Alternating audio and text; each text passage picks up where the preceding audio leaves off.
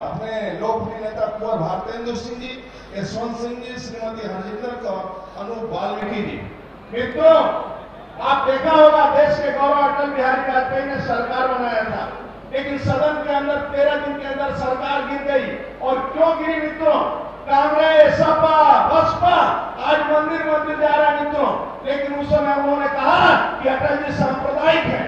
मैं आपसे पूछना चाहता हूं मित्रों, राम मंदिर निर्माण की बात करना सांप्रदायिक है क्या? 370 हटाना सांप्रदायिक है क्या? वंदे मातरम कहना सांप्रदायिक है क्या? भारत माता की जय बोलना सांप्रदायिक है क्या? जय श्री राम कहना सांप्रदायिक है क्या? हिंदू कहना सांप्रदायिक है क्या? यदि हिंदू कहना सांप्रदायिक है तो हम सब सांप्रदायिक हैं मित्रों। लेकिन एक घर में चाय बेचने वाला, एक परिवार गरीब परिवार में जन्म लेने वाला और मित्रों एक साधारण परिवार बरसते पानी में अपने मां के आंचल में छिपने वाला और कैदरी लेकर रेलवे स्टेशन दौड़ता हुआ चाय बेचने वाला, जब वही गरीब परिवार का देश का प्रधानमंत्री बना मित्रों, तो चाइना के धरती पर उतरता है तो जय जय श्री राम का नारा लगता है और भारत मां का नारा लगता है। पहली बार मित्रों, वही लंदन के धरती पर उतरता है, विक्टोरिया महल में वंदे मातरम का नारा लगता है मित्रों। यही तो है आदरणीय नरेंद्र मोदी और राज्य के अंदर योगी जी। मित्रों, इसी राज्य के अंदर इस पश्चिमी उत्तर प्रदेश में कोई लड़की स्कूटी से चलती थी तो स्कूटी से चलने वाली लड़कियों को रोक लेते थे, स्कूटी छोड़ा लेते थे और उठा मतलब कुछ भी कर रहे, लेकिन थाने में रिपोर्ट दर्ज नहीं होता था मित्रों। आज योगी शासन में, योगी सरकार में किसी की हैसियत नहीं कि स्कूटी छू दे और लड़की को छेड़ दे तो मरेगा, बच नहीं सकता मित्रों, वो मरेगा कोई बचा नहीं सकता मित्रों। यह योगी सरकार मित्रों, सपा बसपा कांग्रेस ने लूटा है मित्रों। पहली बार योगी जी के सरकार में कांवड़ यात्रियों पर सरकारी हेलीकॉप्टर से पुष्प वर्षा कोई करवाना है मित्रों, तो योगी सरकार मित्रों। इसलिए आपसे निवेदन करने आया हूं, ऐसा ईमानदार मुख्यमंत्री, परिश्रमी मुख्यमंत्री, दिन के 24 घंटा परिश्रम करने वाला मुख्यमंत्री, एक दिन बीमार नहीं, एक दिन छुट्टी नहीं, परिवार का एक सदस्य भी सरकारी गाड़ी में नहीं बैठता है, गरीबों के लिए मरते हैं, दलितों के लिए मरते हैं, शोषितों के लिए मरते हैं। सपा बसपा नहीं, गरीबों के प्रति पीड़ा, ऐसा मुख्यमंत्री नहीं मिलता है मित्रों। इसमें 4.5 साल के कार्यकाल में एक दिन की छुट्टी नहीं मित्रों। इसलिए आपके दरवाजे पर आए हैं और आपसे आश्वासन लेने आए हैं मित्रों। ये विधानसभा बहुत अच्छा लीडर था, लोकेंद्र बहुत अच्छा लीडर था, लेकिन आज मित्रों आपसे आशीर्वाद लेने आए हैं आदरणीय योगी जी, और आपसे कि अगली विधानसभा में यहाँ कमल खिले मित्रों, और जबरदस्त कमल खिले, इसलिए आदरणीय योगी जी आए हैं। ऐसा ईमानदार कभी कभी नेता मिलता है मित्रों, इसलिए आपका स्नेह प्यार हमेशा मिला रहना चाहिए। फिर एक बार तालियों के गणगणाट से स्वागत करते हुए कमल का नारा, कमल कमल कमल कमल कमल कमल कमल, जोर से कमल कमल कमल, एक साथ सभी का हाथ उठे, कमल कमल कमल कमल। भारत माता की, भारत माता की। बहुत बहुत धन्यवाद। हम सब उस जनपद के नागरिक हैं जहां का बच्चा भी शेर के मुंह से दांत ढूंढते थे। हमारे माननीय मुख्यमंत्री जी ने इन बच्चों को, जिनके माता पिता कोरोना काल में काल कवलित हो गए, उन्हें अपना अभिभावकत्व दिया, उन्हें आशीर्वाद दिया, उन बच्चों को गोद लिया और इनके लिए उत्तर प्रदेश मुख्यमंत्री बाल सेवा योजना के अंतर्गत प्रत्येक को उनको पढ़ाई लिखाई के लिए 4,000 रुपए की मासिक सहायता और लड़कियों को 18 वर्ष होने पर 1,01,000 रुपए की आर्थिक सहायता। जोरदार तालियों से हमारे मुख्यमंत्री का अभिवादन करते हैं। करुणा और दया की हमारे माननीय मुख्यमंत्री जी उन बच्चों के लिए हो गए भगवान के लिए जिनके माँ बाप ने उनका साथ छोड़ दिया। कोरोना के काल में जिस तरह से उन्होंने प्रदेश की हिम्मत को समेट के रखा, हमें टूटने नहीं दिया, हमें बिखरने नहीं दिया, ऐसे माननीय मुख्यमंत्री जी का जोरदार तालियों से अभिवादन करते हैं, वंदन करते हैं, उनको नमन करते हैं। इसी के साथ पंचायत चुनाव में जिनकी मृत्यु हो गई, उसके परिवार के सदस्य को सरकारी नौकरी के साथ 30,000 रुपए का चेक प्रदान किया, जो उसे ग्रहण कर रही है श्रीमती 30 लाख रुपए का चेक उनको दिया जा रहा है। इस पर भी जोरदार तालियां बनती है। श्रीमती अर्चना चौधरी, पत्नी स्वर्गीय श्री मनीष कुमार। प्रधानमंत्री आवास योजना के लिए चाबी का वितरण करेंगे माननीय मुख्यमंत्री जी। ग्रामीण और उसके लिए चाबी प्राप्त कर रही है श्रीमती शहाना। मुख्यमंत्री आवास योजना ग्रामीण की चाबी प्राप्त करेंगी अनिता, पत्नी श्री गोली। प्रधानमंत्री आवास योजना शहरी की चाबी प्राप्त करेंगी सर्वेश कुमारी, पत्नी श्री मनोज कुमार।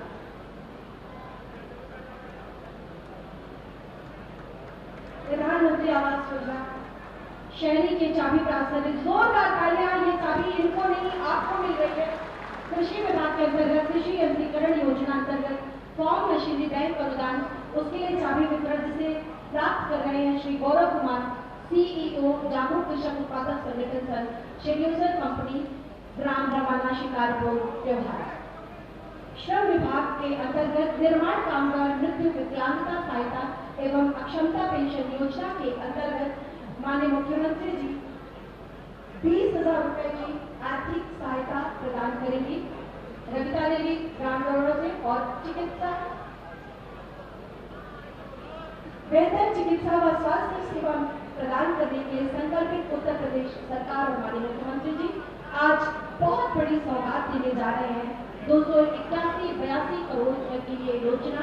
मैं माननीय मुख्यमंत्री जी से अनुरोध करती हूँ कि रिमोट दबाकर बिजनौर की धरती को जिसका इंतजार था, उस राजकीय मेडिकल कॉलेज का शिलान्यास अपने कर कमलों से करें। इन शब्दों के साथ कि चाहता हूँ कोई नेक काम हो जाए, मेरी इंसाफ मेरे प्रदेश के नाम हो जाए।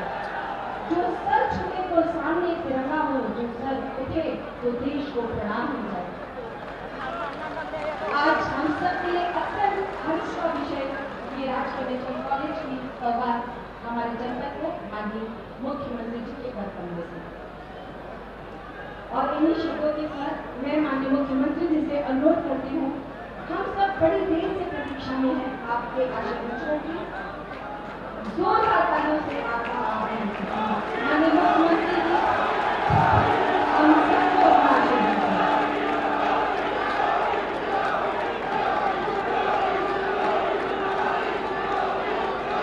भारत माता की, भारत माता की, भारत माता की। वंदे वंदे वंदे।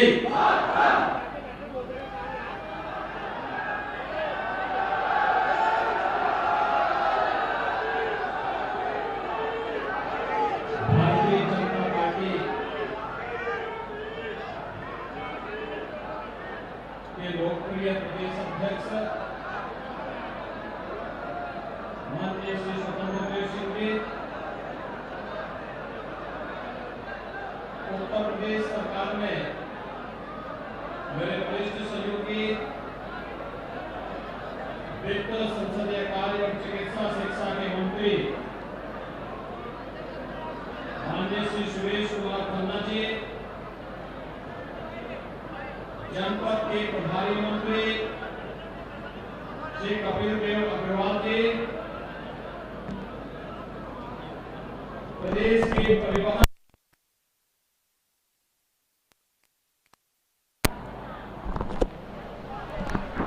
प्रदेश सरकार के मंत्री श्री संदीप सिंह जी, क्षेत्रीय अध्यक्ष श्री मोहित बेनीवाल जी, जिला पंचायत के अध्यक्ष श्री साकेंद्र प्रताप सिंह जी, माननीय विधायकगण श्री कुंवर सुशांत सिंह जी, श्री अशोक राणा जी, ओम कुमार जी, श्रीमती कमलेश सैनी जी, श्रीमती सुचि चौधरी जी, विधान परिषद सदस्य श्री हरि सिंह ढिल्लो जी, माननीय पूर्व सांसद कुंवर भारतेंदु सिंह जी, श्री यशवंत सिंह जी, आज के इस कार्यक्रम में उपस्थित भारतीय जनता पार्टी के जिला के अध्यक्ष सुभाष वाल्मीकि जी, हरिओम शर्मा जी, अनूप वाल्मीकि जी, श्रीमती हरजिंदर कौर जी और भारी संख्या में यहां पर उपस्थित बिजनौर जनपद के सभी उपस्थित भाइयों बहनों, महात्मा विदुर की इस पावन धरती को मैं कोटि कोटि नमन करते हुए आप सबका अभिनंदन करता हूं।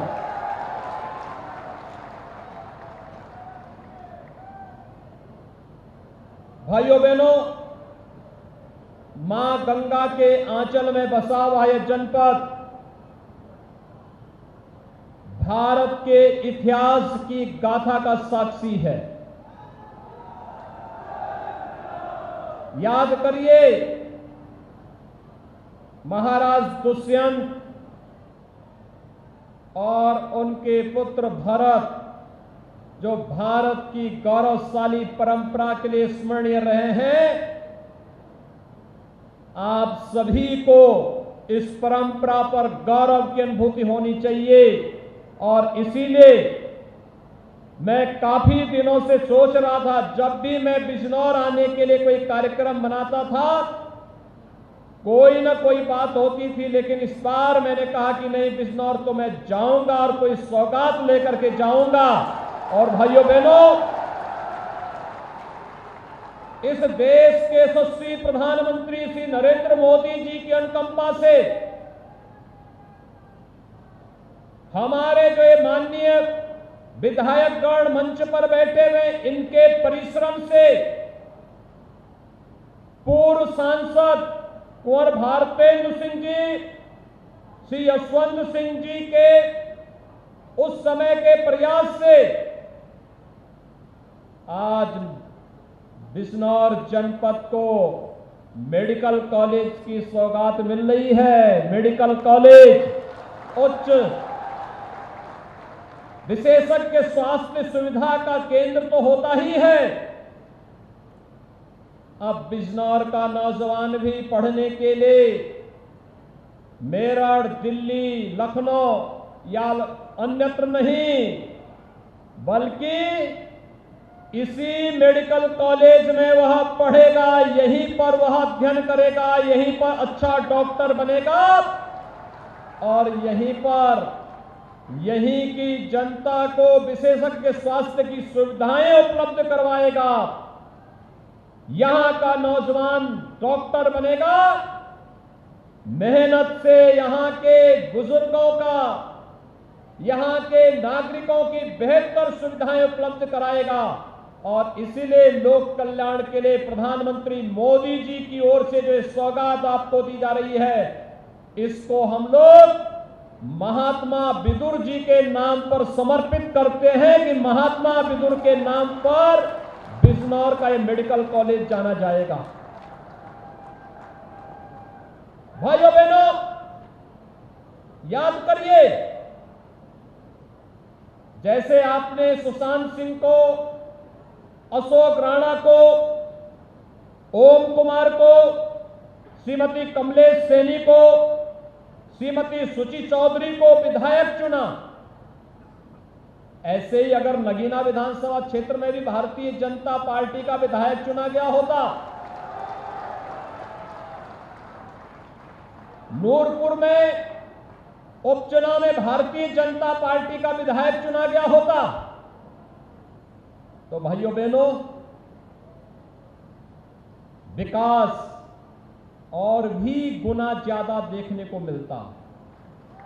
ये जितने हमारे विधायक हैं ना, जिनका मैंने नाम लिया है, इन्होंने अपने अपने विधानसभा क्षेत्र में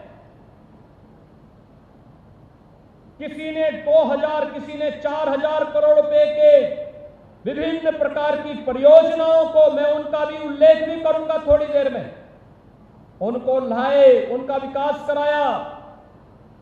और ये जो मेडिकल कॉलेज आपको मिल रहा है ना, ये सभी लोग जब विधानसभा सत्र में या कभी लखनऊ आते थे, एक बार जरूर कहते थे कि हमारे बिजनौर के लोग कब तक इधर उधर जाएंगे, क्या वहां पे मेडिकल कॉलेज नहीं खुल सकता है।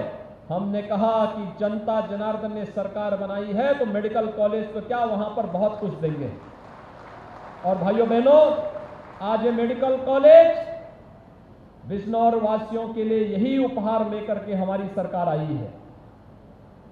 अब याद करिए, हमने इसकी लागत रखी थी 281 करोड़, और जब पारदर्शी तरीके से ई टेंडरिंग की व्यवस्था आगे बढ़ाई गई तो कुल 246 करोड़ में ही ये भव्य मेडिकल कॉलेज 18 महीने में बन करके तैयार होगा।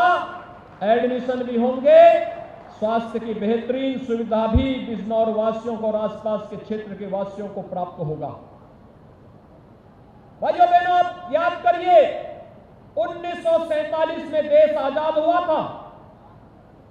1947 में भारत की स्वाधीनता के बाद से देश के 7 दशक बीत गए, 70 वर्ष बीत गए। 70 वर्षों में उत्तर प्रदेश में केवल 12 गवर्नमेंट मेडिकल कॉलेज खुल पाए थे, और आज 2017 से लेकर के 2021 के बीच में हमारी सरकार प्रदेश के अंदर 32 नए मेडिकल कॉलेज के साथ प्रदेश की जनता को बेहतरीन स्वास्थ्य सुविधा उपलब्ध कराने का कार्य कर रही है। 2 एम्स एक गोरखपुर में, दूसरा रायबरेली में प्रारंभ हो चुका है, और जिले में लाइफ सपोर्ट एम्बुलेंसेज उपलब्ध करा दी गई हैं, और आपके बिजनौर जनपद में तो धामपुर में एक 100 बेड का भी हॉस्पिटल बन करके यहां की जनता की सेवा के लिए समर्पित कर दिया गया है। ये काम पहले भी हो सकता था, लेकिन पहली सरकारें अपना विकास कराती थी। उनको गांव की चिंता नहीं होती थी, गरीब की चिंता नहीं होती थी, दलित की चिंता नहीं होती थी, बुजुर्ग की चिंता नहीं होती थी, सामान्य नागरिक की चिंता नहीं होती थी। उन्हें तो मैं और मेरा तक सीमित हो गया था। मेरा विकास हो, मेरे परिवार का विकास हो, और उसी के इर्द गिर्द सब घूम करके रह जाता था, और जो बचता था उनके गुर्गे माफिया और गुंडे बनकर के जनता पर कहर डालने का कार्य करते थे। लेकिन भाइयों बहनों, आपने कानून व्यवस्था देखी होगी। अब कोई बहन और बेटियों की इज्जत के साथ खिलवाड़ नहीं कर सकता। अगर किसी ने जरूरत की तो उसका मुंह तोड़ जवाब देने का कार्य आज प्रदेश की सरकार के मार्गदर्शन में हो रहा है। आस्था के साथ कोई खिलवाड़ नहीं कर सकता है। आपने देखा होगा इससे पहले क्या होता था। इससे पहले कोई पर्व और त्योहार आता था तो दंगा शुरू हो जाता था, कोई आयोजन होता था दंगा शुरू होता था, कावड़ यात्रा का समय आता था प्रशासन रोक लगा देती थी। हमारी सरकार आई, हमने कहा पर्व और त्योहार में अगर कोई दंगा करेगा तो उसकी पूरी संपत्ति जब्त करवा देंगे, और संपत्ति ही जब्त नहीं करवाएंगे। अगर सरकारी संपत्ति को और व्यापारियों के प्रतिष्ठान को किसी ने आग लगाई तो उसकी भरपाई करते करते उनकी 7 पीढ़ियां चली जाएंगी, लेकिन भरपाई नहीं कर पाओगे। आज आप देख रहे होंगे उत्तर प्रदेश में कोई दंगा नहीं। 4.5 साल पूरे हो गए, उत्तर प्रदेश में दंगा नहीं, उत्तर प्रदेश में गौकसी नहीं, उत्तर प्रदेश में गौ तस्करी नहीं, अवैध बूचड़खाने बंद हो गए, और बहन और बेटियों की सुरक्षा का पुख्ता इंतजाम करते हुए सुनिश्चित किया गया कि उनकी सुरक्षा होनी चाहिए। और साथ साथ जब पुलिस की भर्ती हो तो 20% स्थानों पर बेटियों की भर्ती जरूर होनी चाहिए। आज 30,000 बेटियां प्रदेश के अंदर पुलिस में भर्ती होकर के महिला सुरक्षा के साथ साथ केंद्र और प्रदेश सरकार की योजनाओं का लाभ उन लोगों तक पहुंचाने का कार्य कर रही है। भाइयों बहनों, ये काम इसलिए हो पा रहा है क्योंकि सरकार की नीयत साफ है, सरकार जनता को समर्पित है और सरकार बिना भेदभाव के योजनाओं का लाभ आप तक पहुंचा रही है। याद करिए ना, पहले कोई बाबा साहब भीमराव अंबेडकर के बारे में केवल वोट बैंक की नियत से सोचता था। प्रधानमंत्री मोदी जी ने बाबा साहब भीमराव अंबेडकर के 5 प्रमुख स्थानों को पंच तीर्थ के रूप में विकसित किया।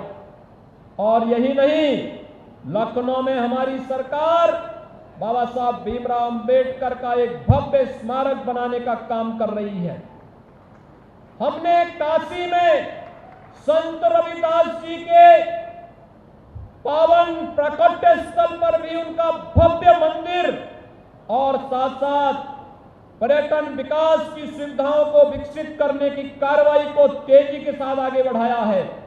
और महर्षि वाल्मीकि के पावन साधना स्थली लालापुर विकास की नई और पर्यटन सुविधाओं की नई ऊंचाइयों को छूता हुआ आगे बढ़ रहा है। ये बदला हुआ उत्तर प्रदेश, ये वही उत्तर प्रदेश है जहां पिछली सरकारों में कहा जाता था कि अयोध्या में कोई परिंदा नहीं मार सकता। हमने कहा अयोध्या में भगवान राम का भव्य मंदिर बनाएंगे। और भाइयों बहनों, आज आप देख रहे होंगे अयोध्या में भगवान राम का भव्य मंदिर निर्माण का मार्ग प्रशस्त हो गया है। प्रधानमंत्री जी ने 5 अगस्त 2020 को अयोध्या में भगवान राम के भव्य मंदिर के कार्य का शुभारंभ कर दिया है। अब अयोध्या में दुनिया की कोई ताकत मर्यादा पुरुषोत्तम भगवान श्री राम के भव्य मंदिर निर्माण को रोक नहीं सकता है। और आगामी 3 वर्ष के अंदर जब भगवान राम का यह भव्य मंदिर बनेगा, दुनिया का सबसे दिव्य और भव्य मंदिर होगा। हर भारतवासी को इस पर गौरव की अनुभूति करनी चाहिए। भाइयों बहनों, पिछली सरकारें तुष्टीकरण की नीति पर किस तरह चलती थी। दंगे होते थे, आतंकी वारदात होती थी, मुजफ्फरनगर के दंगे होते थे और दंगाइयों को मुख्यमंत्री कार्यालय में सम्मानित किया जाता था। हिंदुओं पर झूठे मुकदमे दर्ज किए जाते थे, लेकिन आज तो ऐसा कोई नहीं कर सकता। आज तो झूठे मुकदमे समाप्त हो रहे हैं। स्पेशल लोक अदालत के माध्यम से जितने फर्जी मामले हैं समाप्त करवाए जा रहे हैं। अनावश्यक किसी को परेशान न होना पड़े। किसान भाइयों के लिए केंद्र की सरकार और प्रदेश सरकार पूरे समर्पित भाव के साथ कार्य कर रही है। 2017 में आते ही हमारी सरकार ने 86 लाख किसानों का 36,000 करोड़ रुपए का कर्ज माफ किया। और भाइयों बहनों, प्रधानमंत्री मोदी जी ने हर किसान को प्रधानमंत्री किसान सम्मान निधि के साथ जोड़ करके उनके जीवन को सम्मान और स्वावलंबन के साथ जोड़ने का काम भी किया है। आज आप देख रहे होंगे, जब भी कोई महामारी आती थी, बीमारी के साथ साथ भूख से मौतें होती थी। लेकिन भाइयों बहनों, अब बीमारी से कोई मौत हो, इसके लिए पुख्ता व्यवस्था पहले से रहती है कि नहीं, उपचार फ्री होना चाहिए। भूख से कोई मौत न हो, गरीबों को फ्री में राशन की सुविधा मिलनी चाहिए। और उत्तर प्रदेश में तो 15 करोड़ लोग हर महीने इस फ्री में राशन की सुविधा के साथ जुड़ करके देश के अंदर कोरोना की लड़ाई को मजबूती से आगे बढ़ाने का कार्य कर रहे हैं। और भाइयों बहनों, हम सबको आज प्रधानमंत्री मोदी जी के नेतृत्व पर गौरव की अनुभूति करनी चाहिए। एक संवेदनशील, भारत माता को समर्पित और राष्ट्र की सुरक्षा के लिए प्रतिबद्ध सरकार के नेतृत्व में मार्गदर्शन में भारत दुनिया की एक महाताकत के रूप में अग्रसर हो रही है। और प्रधानमंत्री मोदी जी का ये मार्गदर्शन प्राप्त करते हुए उत्तर प्रदेश आज विकास की जिन नई बुलंदियों को छू रहा है, उसी क्रम में मैंने आपको बताया था, ये महात्मा विदुर की भूमि है। और इसीलिए महात्मा विदुर की इस भूमि पर भाइयों बहनों, महात्मा विदुर की इस पावन तपस्थली को प्राच्य भारतीय विद्याध्ययन केंद्र के रूप में विकसित करने की कार्रवाई वर्तमान में चल रही है। साथ साथ यहां पर जो कार्य हुए हैं, अब तक बिजनौर जनपद में 1426 करोड़ रुपए की लागत के कार्य संपन्न किए जा चुके हैं और लगभग इतने ही लागत के कार्य वर्तमान में चालू स्थिति में हैं। आपके सामने में कुछ योजनाओं के बारे में, बिजनौर मुरादाबाद 4 लेन की सड़क, भाइयों बहनों 209 करोड़ रुपए की लागत से यह कार्य संपन्न किया गया है। इसी प्रकार से रेहड़, कहरीपुर, बाजीगढ़, सुआंवाला, सुरजन नगर मार्ग के चौड़ीकरण, सुदृढ़ीकरण पर भी लगभग 52 करोड़ रुपए खर्च किए जा रहे हैं। इसी प्रकार से मुरादाबाद, हरिद्वार, देहरादून राजमार्ग, इसके सुदृढ़ीकरण का कार्य संपन्न किया जा चुका है। नगीना, हरेवली, शेरकोट, ये जिला मार्ग है, इस पर 15 करोड़ 23 लाख रुपए की लागत से कार्य पूरा किया गया है। दतियाना, चांदपुर, नूरपुर मार्ग 17 करोड़ 89 लाख रुपए की लागत से यहां पर कार्य पूर्ण कराया गया है। धामपुर में 100 बेड का हॉस्पिटल 26 करोड़ 45 लाख रुपए की लागत से संपन्न हुआ है। राजकीय पॉलिटेक्निक राहतपुर खुर्द के लिए 8 करोड़ रुपए लगा करके इसे पूर्ण किया गया है। राजकीय महाविद्यालय मीरापुर 7 करोड़ 87 लाख रुपए खर्च करके इसे पूर्ण कराया गया है। आप लोग अपने कार्य के लिए कलेक्ट्रेट में जाते हैं, कलेक्ट्रेट का अपना भवन जीर्ण शीर्ण था, उसके बी और सी ब्लॉक के निर्माण पर भी 6 करोड़ 70 लाख खर्च करके उसे पूर्ण किया गया है। नजीमाबाद का जो बस स्टेशन है, इस पर भी 4 करोड़ 30 लाख रुपए की लागत से यहां का कार्य पूरा कराया गया है। और भाइयों बहनों, इसी प्रकार से तमाम अन्य योजनाओं को यहां पर, विकास की योजनाओं को यहां पर पूरा करने का कार्य किया जा रहा है। चाहे वह बालिकाओं की शिक्षा का हो, 6 कस्तूरबा विद्यालयों को 8वीं से बढ़ा करके 12वीं तक एक प्रकार से आवासीय विद्यालय के रूप में उन्हें विकसित करने की कार्रवाई हो रही है। इसी प्रकार से प्रधानमंत्री जन विकास योजना के अंतर्गत 8 राजकीय इंटर कॉलेजों का निर्माणाधीन, जिस पर प्रत्येक पर 4 करोड़ 61 लाख रुपए खर्च हो रहे हैं। और इसी प्रकार से एक मिनी स्टेडियम के निर्माण पर भी 5 करोड़ रुपए की लागत से यहां पर पैसा उपलब्ध कराया गया है। भाइयों बहनों, अब तक अगर किसान योजना के बारे में आपको मैं बताऊं तो कृषि ऋण योजना के अंतर्गत लगभग 90 लाख किसानों का ऋण माफ हुआ, 90,000 किसानों का ऋण माफ हुआ था आपके बिजनौर जनपद में, जिस पर 550 करोड़ रुपए प्रदेश सरकार ने खर्च किए थे। प्रधानमंत्री किसान सम्मान निधि में 3,71,224 किसान इस योजना से लाभान्वित हुए हैं और इन पर 560 करोड़ रुपए अब तक सरकार ने इनके खाते में उपलब्ध करवाए हैं। इसी प्रकार से गन्ना किसानों के बारे में, भाइयों बहनों, गन्ना किसानों के बारे में हम लोग एक नया, बहुत शीघ्र इसके बारे में हमने एक कमेटी गठित की है जो गन्ना किसानों के गन्ना मूल्य में वृद्धि करने का कार्य कर सके, और इस पर बहुत शीघ्र सरकार घोषणा करने वाली है। लेकिन मुझे बताते हुए प्रसन्नता है कि आपके जनपद बिजनौर में 3,46,697 किसानों के 12,951 करोड़ रुपए, 34 लाख रुपए उनके खाते में गन्ना किसानों का गन्ना मूल्य का भुगतान किया जा चुका है। इसी प्रकार से प्रदेश के अंदर एक जनपद एक उत्पाद में 247 लाभार्थियों को 8 करोड़ 59 लाख रुपए मुख्यमंत्री युवा स्वरोजगार योजना के अंतर्गत 6 करोड़ 9 लाख रुपए यानी तमाम अन्य योजनाओं को जोड़ने का कार्य भी प्रदेश के अंदर हो रहा है। चाहे वह आज प्रधानमंत्री आवास योजना हो, मुख्यमंत्री आवास योजना हो, उज्ज्वला योजना हो, आयुष्मान भारत की योजना हो, हर एक योजना का लाभ हर एक गरीब को बिना भेदभाव के दिया जा रहा है। और इसीलिए आज हम सब आपके बीच में आए हैं। भाइयों बहनों, जब सरकार भारतीय जनता पार्टी नेतृत्व की केंद्र और प्रदेश सरकार बिना भेदभाव के योजनाओं का लाभ दे रही है, तो आपका समर्थन भी बिना भेदभाव के प्राप्त करने की आकांक्षा रखती है।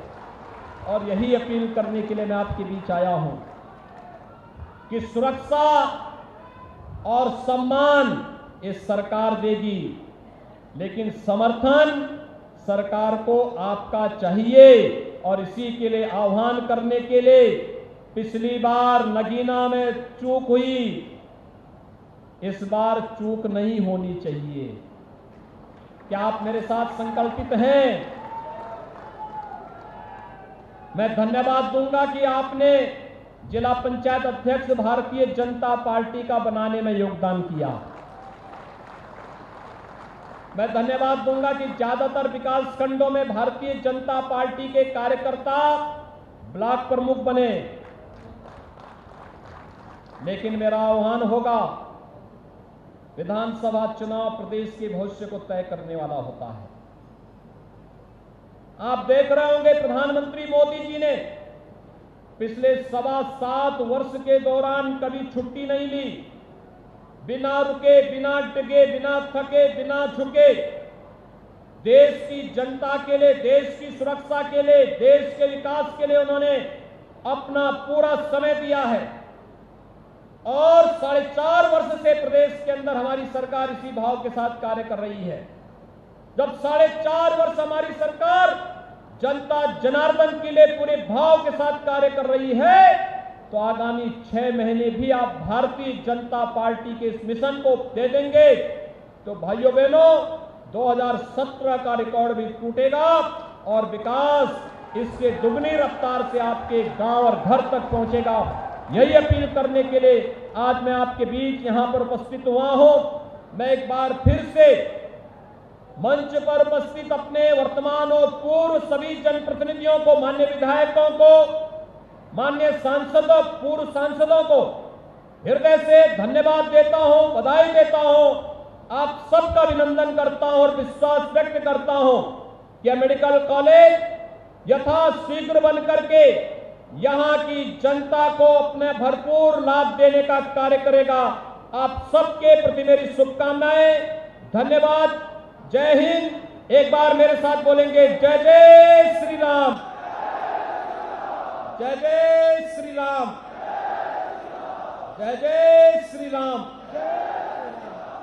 बहुत बहुत धन्यवाद माननीय मुख्यमंत्री जी। मैं अनुरोध करूंगी माननीय मंत्री श्री संदीप सिंह जी से वो धन्यवाद